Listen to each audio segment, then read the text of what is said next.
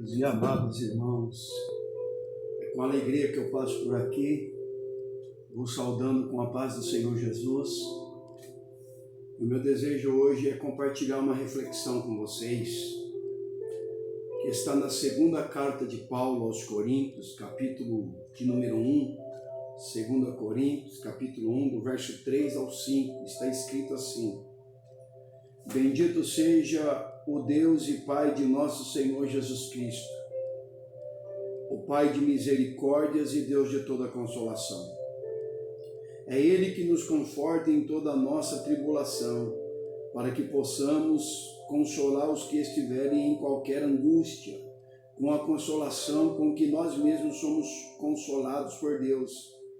Porque assim como os sofrimentos de Cristo se manifestam em grande medida a nosso favor, assim também a vossa consolação transborda por meio de Cristo.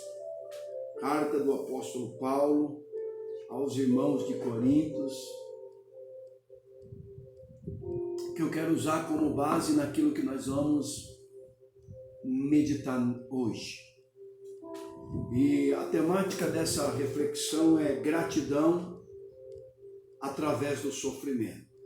Parece até um paradoxo. Como que eu posso ser grato através do sofrimento? Mas é justamente isso que nós encontramos nesta carta, deste grande homem de Deus, desta mente brilhante chamado Paulo, apóstolo Paulo. Essa carta ela foi escrita aproximadamente de 55 a 56 depois de Jesus Cristo. Esta carta ela é um valioso guia no exame das nossas motivações para servir a Deus e o seu reino. E nessa carta existe pelo menos 3 propósitos, ou melhor, 4 propósitos que precisam motivar a igreja para continuar servindo ao Senhor e ao seu reino. A primeira motivação dessa carta é para encorajar os fiéis da igreja de Corinto diante das dificuldades. A segunda motivação é para desmascarar falsos ensinadores, porque Paulo enfrentava uma forte oposição na igreja de Corinto nesse tempo, porque o seu apostolado era questionado. Era questionado por quê? Porque Paulo não andou com Jesus. Então, como ele não andou com Jesus, como é que ele poderia se apresentar como apóstolo para a igreja de Corinto? Então, o apostolado dele era questionado por alguns falsos ensinadores. Terceiro motivo, para repreender uma minoria de rebeldes que foram influenciados pelos falsos ensinadores. E o quarto motivo, para incentivar a igreja a valorizar as coisas eternas. E esse quarto motivo está registrado no capítulo 4 dessa carta, 2 Coríntios 4, do 16 ao 18. Nós vamos ver Paulo aqui incentivando a igreja a valorizar, a priorizar as coisas eternas. Está escrito assim: por isso não desfalecemos, mas ainda que o nosso homem exterior se corrompa, o interior contudo se renova de dia em dia, porque a nossa leve e momentânea tribulação produz para nós um peso eterno de glória muito excelente, não atentando nós nas coisas que se vê, porque as que vê são temporais e as que não se vê são eternas. Ou seja, esse quarto e último motivo desta carta é para que a igreja não perder de visão as coisas eternas, não perder de vista, independente das dificuldades, independente das lutas, independente das aflições, as coisas eternas precisam ser a prioridade, ok?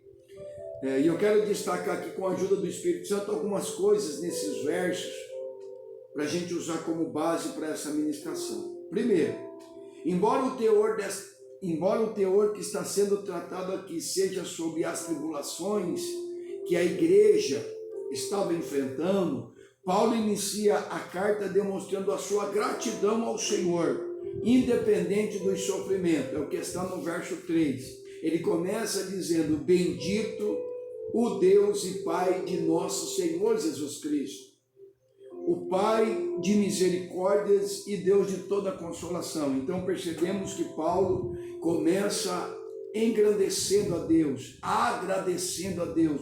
Ele começa no verso 3 demonstrando a sua gratidão, independente das dificuldades, independente das lutas, independente das angústias. Aqui ele já nos ensina um princípio, que nós temos que ter um sentimento de gratidão ao Senhor Deus, independente das aflições que nós enfrentamos como igreja deste mundo.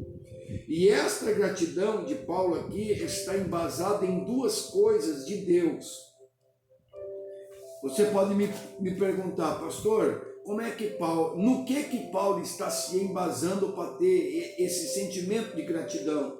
Qual é a base que Paulo usa para ser grato a Deus? Então a gratidão de Paulo está embasada em duas coisas de Deus. Primeiro, nas misericórdias de Deus, né? Porque ele começa dizendo que Deus é Pai de misericórdia, né? Pai de misericórdias. Então a gratidão de Paulo a Deus está embasada primeiro nas misericórdias de Deus. Mas afinal de contas, o que são as misericórdias de Deus? Biblicamente falando, é um motivo pelo qual nós não somos destruídos. Lamentações de Jeremias 3, do verso 22 ao 23, está escrito: as misericórdias do Senhor são a causa de não sermos consumidos, porque as suas misericórdias não têm fim. Novas são a cada manhã, grande é a tua fidelidade. Então, a primeira coisa que Paulo se embasa para demonstrar um sentimento de gratidão é nas misericórdias. Então a gente reconhece que se não for a misericórdia de Deus, nós nem vivos estaríamos. E por isso nós engrandecemos a Ele. Por isso nós temos um coração grato, porque um dia nós somos alvo dessa misericórdia. E existe aqui nesses versos que eu li de Lamentações de Jeremias, 3 características da misericórdia de Deus. Primeiro, elas são infinitas, elas não têm fim. Verso 22, parte A. Segunda característica, ela se renova a cada manhã, verso 23, a parte A, ou seja, novas são a cada manhã. Qual que é a ideia aqui? Que cada amanhecer que se inicia, as misericórdias de Deus na vida de cada um dos seus filhos, daqueles que o servem, são renovadas. A porção do dia de ontem foi para ontem. Hoje, a misericórdia do Senhor ela é renovada, porque ela é nova a cada manhã. E terceira característica, a misericórdia do Senhor, ela é fiel, não é? Está escrito lá, verso 23 de Lamentações de Jeremias, no capítulo 3 de Lamentações, que as misericórdias de Deus, ela é fiel. Está escrito: grande é a tua fidelidade. Fidelidade de quem? Das misericórdias de Deus. Traz o sentido do quê? Toda manhã a misericórdia de Deus está presente, ela não falha. Ela não falha, entendeu? A misericórdia de Deus, ela não erra, ela não falha. Toda manhã ela é renovada na nossa vida. Então a primeira coisa que Paulo se embasa para ter um coração grato é na misericórdia. Entenda, nós temos que ser grato a Deus em tudo e por tudo. Primeiro, pela misericórdia de Deus, de estar nos sustentando em pé diante desse cenário que o mundo está enfrentando, diante desta situação que se encontra o planeta Terra. Nós estamos em pé na presença de Deus, servindo, sendo útil em alguma coisa, e isso é a misericórdia dele.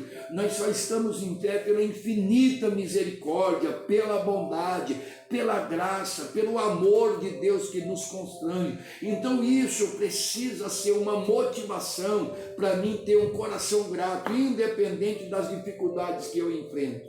Ou seja, as misericórdias de Deus é algo que o homem não merece. É um presente da graça, é um favor não merecido, que se manifesta a cada manhã. Você que vai compartilhar conosco desse momento aqui precioso de reflexão bíblica, saiba que a misericórdia de Deus hoje se manifestou na tua vida, hoje ela se renovou e ela é um presente de Deus para cada um de nós. O que é misericórdia, pastor? É tratar uma pessoa, como ela é um presente da graça, a misericórdia traz o sentido do quê? De tratar uma pessoa melhor do que ela mereça. Isto é manifestação da graça, do sacrifício de Jesus. Deus nos trata de forma que nós não merecíamos, que nós não merecemos, mas é pela graça. Nós não merecíamos, mas Ele nos ama. Nós não merecíamos, mas Ele nos perdoou. Nós não merecíamos, nós éramos como, segundo a palavra de Paulo, zambujeiro bravo. Nós estávamos, como diz as palavras do salmista Davi, no lamaçal do pecado, mas Ele nos amou. Pela sua misericórdia Ele nos atraiu. Pela sua misericórdia Ele nos alcançou. Nós não merecíamos, mas recebemos através da graça aquilo que nós não merecíamos. Os nossos feitos mereciam um inferno. A humanidade estava caminhando em passos largos para o abismo, mas a misericórdia de Deus se manifestou na cruz do Calvário, trazendo salvação para todos nós através da graça. Então, a graça, ela nos fornece a misericórdia. Aqui está a base da esperança da igreja, na misericórdia do Senhor. A misericórdia do Senhor é a base, aleluia, da esperança da igreja, amém? E o nosso Pai Celestial, Ele conhece as nossas fraquezas. Sendo Ele conhecedor das nossas fraquezas e pecados, Ele sendo o Pai das misericórdias, Ele demonstra misericórdia quando perdoa os nossos pecados e nos ajuda a viver em sua presença, pela sua infinita misericórdia, bondade e graça. E a segunda coisa que Paulo se baseia para ter esse sentimento de gratidão é nas consolações de Deus. Ele vai dizer que Deus é o Pai das misericórdias e Deus de toda a consolação, de toda a consolação. Consolação traz o sentido de conforto, alento nas angústias, é amenizar na aflição, é consolar os infelizes, é trazer alívio sobre a dor de alguém, ou seja, é trazer conforto no meio do sentimento de angústia. Quando nós estudamos a palavra angústia, no original do grego, ela traz o sentido de estrangulamento, de enforcamento. Uma pessoa, quando ela está angustiada, a sensação que ela está sendo estrangulada, falta ar. Então é nesse momento que a consolação de Deus, ela se torna algo real na nossa vida e traz o conforto que precisamos, o alento que precisamos, a consolação. Não foi isso que Jesus veio trazer para as pessoas? Não foi o alívio, não é? Gessé Aguiar tem até um hino que ele diz que Jesus é o alívio, és o meu alívio, não é? E quando nós lemos Mateus 11, do 28 ao 30, nós vamos ver que está registrada as seguintes palavras de Jesus: vinde a mim todos vós que estáis cansados e oprimidos, que eu vos aliviarei. Tomai sobre vós o meu jugo e aprendei de mim, que sou manso e humilde de coração, e então encontrarei descanso para as vossas almas, porque o meu jugo é suave e o meu fardo é leve. Veja a preocupação de Jesus, olhando para as pessoas em Jerusalém, todas oprimidas, debaixo da opressão do pecado, do jugo do pecado. Ele olha para as pessoas e ele faz um convite: vinde a mim, vós que estáis cansados e sobrecarregados, que eu vos aliviarei. Deus é tão cuidadoso, aleluia, com as nossas almas, que Ele enviou Jesus para consolar, para refrigerar, para confortar. Além de Jesus fazer esse convite em Jerusalém, Deus vai demonstrar o seu cuidado também quando Ele deixa o Consolador conosco. O Espírito Consolador, aquele que conforta na hora da angústia, glória, aquele que nos alivia diante das tribulações, é Ele que traz o refrigério. Oh, aleluia! É o Espírito de Deus que traz o alívio nas angústias. É Ele que intercede por nós com gemidos inexprimíveis. O Espírito Santo, ele é tão maravilhoso.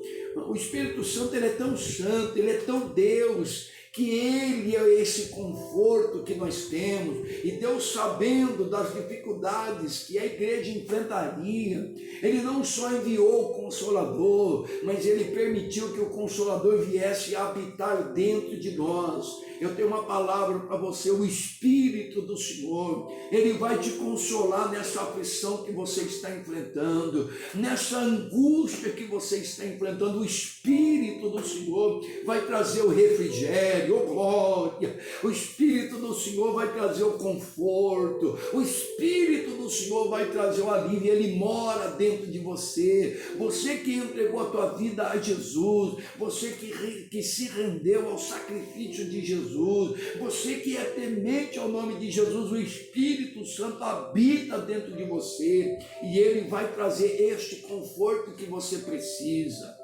em nome de Jesus. Então são nessas duas coisas que Paulo vai basear sua gratidão ao Senhor, mesmo enfrentando o sofrimento.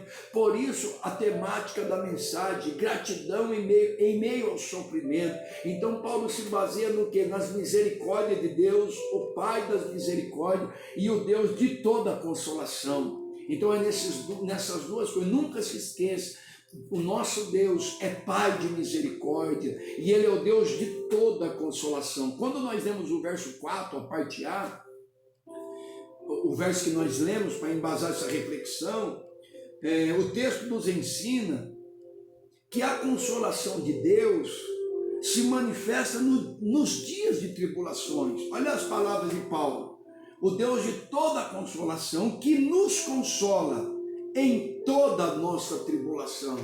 Vocês percebem que Paulo está deixando bem claro, categoricamente registrado, que a consolação do Senhor vai se manifestar no meio da tribulação. No meio da tribulação. E a palavra que Paulo usa aqui para tribulação no grego é tilípice, que representa fortes aflições que a igreja enfrenta no mundo por sua aliança com o Senhor. O que Paulo está dizendo para a igreja? Olha, todas essas tribulações que nós estamos enfrentando para servir a Deus, nós vamos ser consolados. Todas essas tribulações que nós enfrentamos por ter uma aliança com Deus, por ter se rendido a Deus, todas essas tribulações, vai haver uma consolação da parte de Deus, porque o sentido da tribulação aqui é justamente esse: a tribulação que a igreja estava enfrentando, que as pessoas estavam enfrentando por ser cristão, por ser fiéis, por ser tementes. Eu tenho uma palavra para você: você que está se esforçando, está chorando no altar, está se humilhando no altar para ser fiel, para honrar a tua aliança, e por conta disso, porque você escolheu servir a Deus, se render aos desígnios de Deus, você está enfrentando uma grande oposição, uma grande perseguição. Mas fique tranquilo: o Deus de toda a consolação, Ele vai te consolar em todas as tuas tribulações, assim como eu também. O contexto desta carta trata dos sofrimentos que Paulo enfrentava em seu serviço prestado ao reino de Deus. Então Paulo está dizendo que o Deus de toda a consolação vai consolar a igreja e ele também, por conta dos serviços que ele está prestando para o reino. Paulo enfrentava grande oposição e grande perseguição, porque ele queria ensinar a igreja as verdades do cristianismo, os princípios do cristianismo, e por conta disso a tribulação era grande. Mas ele diz que o Deus de toda a tribulação, o Deus de toda a consolação, Ele nos consolará, aleluia, em todas as tribulações. E aqui a gente aprende uma coisa: que Deus não exime os seus servos do sofrimento da chamada. Paulo está deixando bem registrado aqui que mesmo nós sendo chamados por Deus para servir a Ele e ao seu reino, vão acontecer os sofrimentos. Deus não exime os seus escolhidos. É o que nós chamamos de sofrimentos de uma chamada. Deus não exime os seus escolhidos dos sofrimentos, das angústias, porém, Ele nos consola em todas as nossas tribulações. Qual que é a ideia aqui? Ele não nos abandona, Ele vai nos consolar, Ele vai nos confortar. Por quê, pastor? Porque Ele é o Deus que é o Pai das misericórdias e o Deus de toda consolação. E nós precisamos se lembrar que não existe evangelho sem cruz, sem cravo, sem coroa de espinho, aplicando essa palavra. Não existe cristianismo sem sofrimento, não existe cristianismo sem provas, sem tribulações, mas Deus é aquele que nos consola em toda a nossa tribulação. Não é em uma tribulação ou outra, é em todas. Sempre haverá uma consolação que vai vir do próprio Deus para aqueles que querem servir com excelência, para aqueles que querem ser obedientes, submissos aos seus projetos aqui na terra. A consolação que vem de Deus, ela é uma ação poderosa e libertadora. Porque Deus consola os seus servos agindo, operando, trabalhando. Está escrito em Isaías: agindo Deus, quem me pedirá? Paulo não foi só consolado no sentido literário da palavra, mas também experimentou por muitas vezes o socorro e o livramento do Senhor em tempos de fortes tribulações. Ou seja, Deus consola através da palavra, através da sua presença, mas através dos livramentos, através das obras que Ele opera, porque Deus, Ele consola operando. Escuta o que eu vou lhe dizer: Deus está te consolando e Ele está trabalhando. Isaías 64:4 está escrito: desde as antiguidades não se viu, nem com os ouvidos ouviu, e nem com o coração se percebeu um Deus além de ti, que trabalham por aqueles que em ti esperam. Então, o que é que Paulo está ensinando aqui? Que essa consolação que vem para a igreja na tribulação não vem só verbalmente, através da palavra. Essa consolação também vem com a palavra, vem com a presença de Deus se manifestando, mas também vem através de ações de Deus, porque Deus, Ele consola operando, Ele consola trabalhando. É por isso que essa consolação de Deus é uma ação libertadora e transformadora para aqueles que querem servir ao Senhor. No verso 4, a parte B, nos ensina qual é o propósito de Deus nos consolar nas nossas tribulações. Pastor, por que Deus vai me consolar nas tribulações que eu estou enfrentando para servir Ele? A resposta está na parte B do verso 4. Para que também possamos consolar os que estiverem em alguma tribulação, com a mesma consolação que nós mesmos somos consolados por Deus. Qual que é a ideia? Deus nos conforta para a gente confortar alguém. Deus nos alivia para a gente aliviar alguém. Deus traz o refrigério para que através da nossa vida nós possamos refrigerar alguém. Ou seja, o consolo que de Deus nós alcançamos é o que nós temos que aplicar na vida de alguém. Isso significa que Deus nos alivia no dia das nossas angústias, para a gente aliviar o Senhor. E outra coisa, o alívio que precisamos no tempo da angústia é de Deus que vai vir. É o Senhor que nos alivia. Para quê? Para que possamos aliviar alguém. Eu tenho uma palavra para você: consola alguém, conforta alguém, ajude alguém, levante alguém, que permita Deus usar a tua vida, mesmo no meio da tribulação, para que você seja uma ferramenta poderosa na mão de Deus e Ele possa te usar. Eu lembro, eu vou fazer uma simbologia, uma comparação aqui. Quem é músico sabe do que eu vou falar. Todo musicista, principalmente o instrumento de corda, quando ele vai usar os seus instrumentos, ele tem que afinar. E o que é afinação? É esticar as cordas, vai esticando o máximo que elas aguentam para dar a afinação necessária. Porém, quando o instrumento de corda está bem afinado, as cordas estão bem esticadas, um musicista pode extrair desse instrumento um som perfeito, um som agradável. Assim é Deus na nossa vida. Nós somos como as cordas do instrumento. Ele vai esticando, ele vai afinando. Às vezes dói, o aperto dói, o ajuste aqui dói, mas é Ele nos afiando. Para quê? Para que Ele possa extrair, oh glória a Deus, oh glória ao nome de Jesus Cristo, para extrair o melhor que nós temos, para a glória do nome dEle. E tudo isso no meio da tribulação. É comum encontrarmos pessoas que no meio da tribulação quer abandonar o chamado, no meio da angústia quer abandonar o chamado, quer entregar o cargo, quer entregar a congregação, quer entregar o trabalho. Em nome de Jesus, não faça isso. Em nome de Jesus, não faça isso. Tudo que o inimigo quer é que você faça isso mesmo.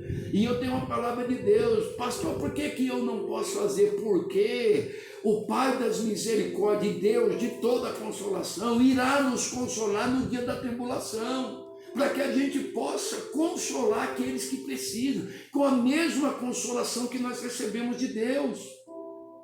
Aqui nós encontramos Paulo compartilhando uma experiência pessoal dele com a igreja. Ele está dizendo que Deus o consola em suas tribulações, para que ele possa consolar a igreja. Ele está trocando experiência. Ele está dizendo, o Deus de toda a consolação nos consola, mas ele está falando dele. Ele está falando dele, ele foi perseguido, mas olha como Deus consola operando. Ele foi perseguido, ele foi apedrejado, ele teve que fugir de Damasco num cesto pela muralha. Você conhece essa passagem, mas olha como Deus, ele consola trabalhando. Ele está passando pelo processo, mas ele está tendo experiência com Deus. Ele foi levado ao terceiro céu, ele viu coisas inefáveis que aos homens não convém falar.